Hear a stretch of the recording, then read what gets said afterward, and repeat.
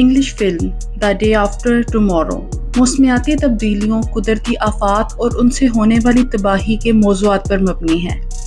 اس film میں دکھایا گیا ہے کہ کس طرح اور کن معاملات سے گلوبل وارمنگ اور موسمیاتی تغیرات کے بعد دنیا ایک بار پھر سے آئس ایج یا اس دور میں چلی جائے گی جہاں پر پورا ارض کا نصف حصہ شدید برفانی طوفانوں کی لپیٹ میں آ جائے گا اور ہر جاندار و بے جان بے بس ہو کر اس برف میں منجمد ہو کر رہ جائے گا۔ فلم دیکھتے ہوئے ایک سین ایسا تھا جس کو روک کر میں تا دیر سوچتی رہی کہ اس منظر کا سبب اس فلم میں کیا ہو سکتا ہے۔ میں آپ کو اس سین اور اس کے بیک گراؤنڈ کا بتاتی ہوں۔ درجہ حرارت اس قدر گر چکا ہوتا ہے کہ سمندر اور زمین پر یکساں برفانی محیط تہیں جم چکی ہوتی ہیں۔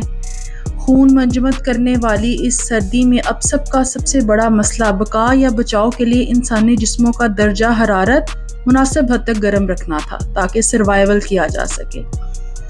فلم کے اندر اس طوفانی برف باری سے بچنے کے لیے کچھ لوگ ایک پبلک لائبریری میں پناہ لیتے ہیں۔ اب لڑکا اور لڑکی کتابوں کی طرف دیکھتے ہیں اور فلسفیانہ گفتگو کا آغاز ہوتا ہے۔ لڑکا لڑکی کو کہتا ہے کہ ہمیں حرارت چاہیے اور زندہ رہنے کے لیے کتابوں کو آگ لگانا ہوگی۔ لائبریری کی شیلفوں سے وہ دونوں مختلف موضوعات کی کتابیں اٹھاتے ہیں اور آگ میں جھونکتے جاتے ہیں۔ ان کتابوں میں جرمن مفکر اور دانشور نیتشے کی کتاب بھی آتی ہے۔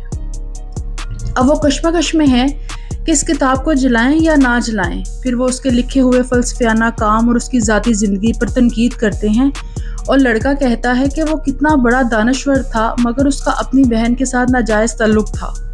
وہ بتاتے ہیں کہ قول و فعل میں تضادات سراسر منافقت ہے اور جو کام کسی کی اپنی زندگی نہیں بدل سکتا وہ دوسروں کے کس کام کا۔ اور یوں نیتشے کی کتابیں بھی اس آتش دان میں جل کر لائبریری میں موجود لوگوں کو زندہ رکھنے میں معاونت کرتی ہیں۔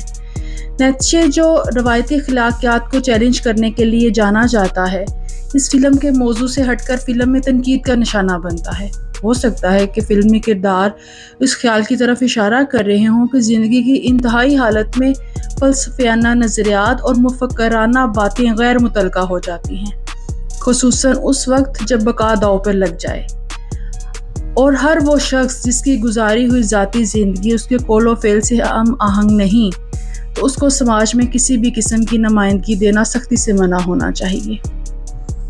اگر آپ چاہتے ہیں کہ ایسے ہی آپ کو مزید فلموں، کتابوں کے اوپر اپنے نظریات بیان کروں تو پلیز اس چینل کو لائک بھی کریں اور شیئر بھی کریں اور سبسکرائب بھی۔